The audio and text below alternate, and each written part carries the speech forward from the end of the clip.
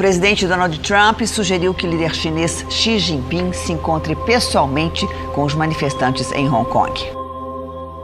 O exército chinês se prepara para entrar em Hong Kong e reprimir as manifestações que já... O território semi-autônomo chinês vive uma onda de protestos pró-democracia há mais de 3 meses. O posicionamento das Forças Armadas acirra as tensões em Hong Kong e gera questionamentos sobre uma possível invasão por parte da China. Hoje, a movimentação de tanques e soldados na fronteira com a ilha aumentou. Para muitos, a tragédia está ao virar da esquina.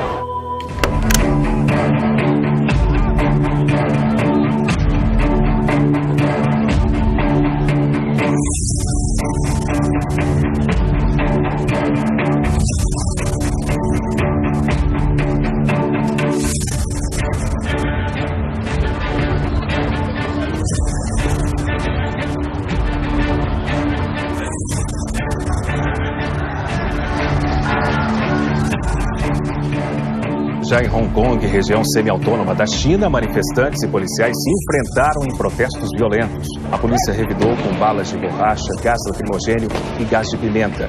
Os confrontos se estenderam para as estações de metrô. O governo chinês vem aumentando a repressão depois de mais de 2 meses de manifestações e agora usa jatos de tinta azul para identificar manifestantes.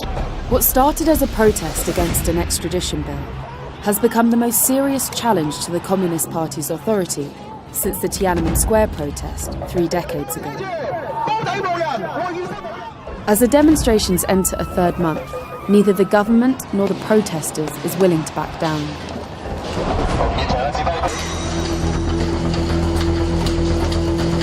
No one here is calling the shots.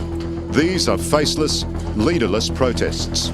An army of millennials who've mobilised themselves through social media, who see themselves in a last stand to protect Hong Kong's way of life. Os trens para o aeroporto foram suspensos e a rodovia ficou engarrafada. Os manifestantes pediram que estradas e ferrovias fossem congestionadas pelo público. O aeroporto de Hong Kong é um dos 10 mais movimentados do mundo. Na noite do sábado, os ativistas entraram em choque com a polícia.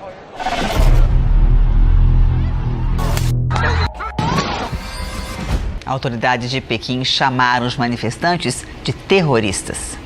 A repressão policial aumenta pelas ruas de Hong Kong. A tropa de choque avança com bombas de gás lacrimogênio. Os manifestantes respondem com outro tipo de bombardeio. Dezenas de canetas laser foram apontadas para a delegacia. E a mídia chinesa disse que Hong Kong está à beira de um abismo.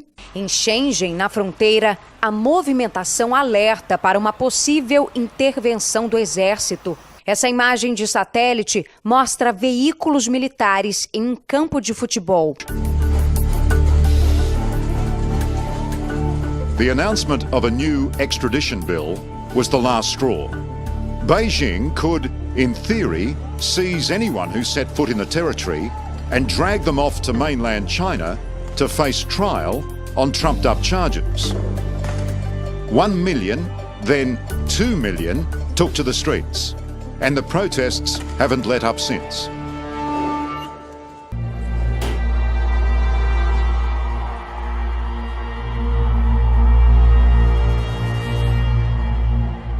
How are you going to stop it? You anesthetize everybody? Or what? You send in the People's Liberation Army from across the boundary and shoot everybody? Do you think that China will step in? Well, of course, with Beijing. You can't rule anything out because they don't think the way we do. This is a real nightmare for the communist government in Beijing. They can either crush Hong Kong or they can tolerate being defied in a way that undermines everything about their whole structure of government. They have no good choices.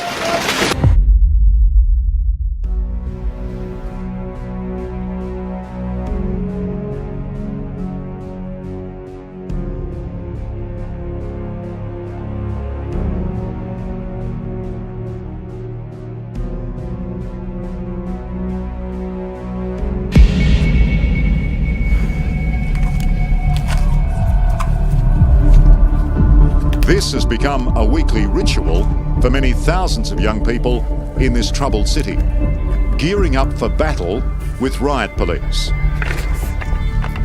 Week after week, they head out en masse with the kind of dedication and efficiency you'd expect in Hong Kong. It's life or death now. You say it's life or death? Yeah. That's a very big call.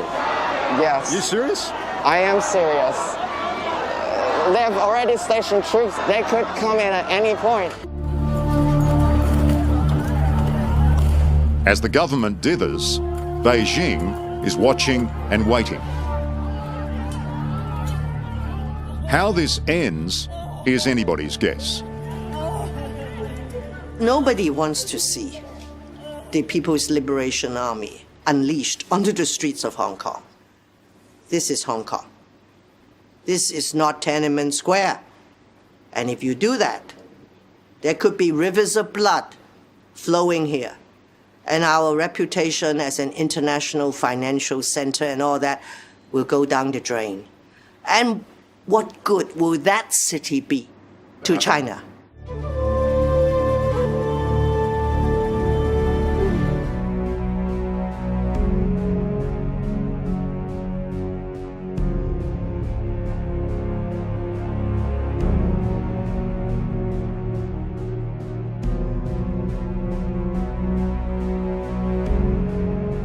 Em Hong Kong, milhares de pessoas formaram um cordão humano com 40 quilômetros de extensão em mais um protesto a favor da democracia.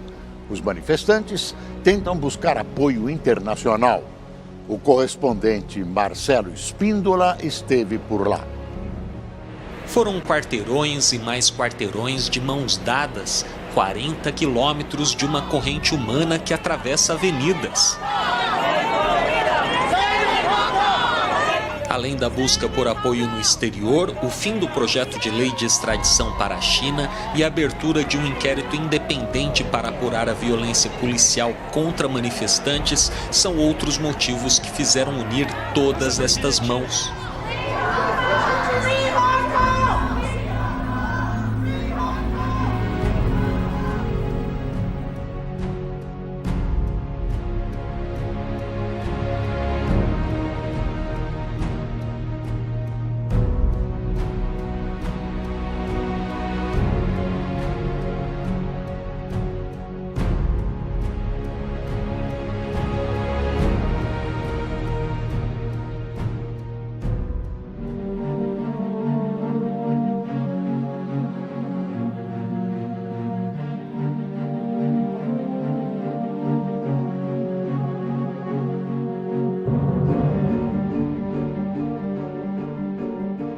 Millions of people, holding hands through 3 countries, stood together, demanding the same human rights like the rest of the free world.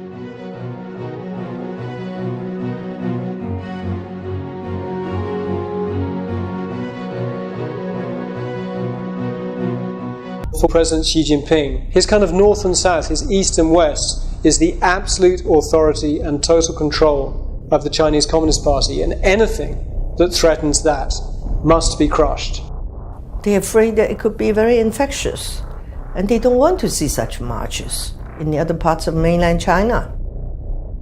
Another fear is some protesters' demand for full independence. But military intervention would be a very risky strategy for Beijing.